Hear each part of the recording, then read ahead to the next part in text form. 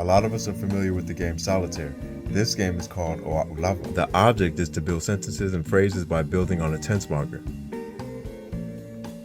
You can either use the UMA cards or you can make your own. Lay these green cards above just like you would do in Solitaire. These are all tense markers. Now separate each stack of cards by color. There are pronouns, adverbs, adjectives, noun limiters, nouns, verbs, and wildcards. Use only about half of the nouns and the verbs. Once you get a manageable amount of cards, shuffle them up and make one stack. You're going to be drawing from this stack to make your sentences. The object is to make sentences that are tense, action, subject, location, and time. You don't have to have every element, just as long as the sentence makes sense.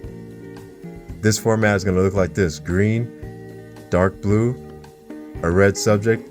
You can also limit the subject with a yellow noun limiter card, peach location indicator, and then a location. That could be a noun or a pronoun. And if you want to add a time to the sentence, just use one of these cards. Continue to draw cards until you made a statement with each of the green tense markers. You can also make T-SALT sentences: tense, subject, action, location, and time.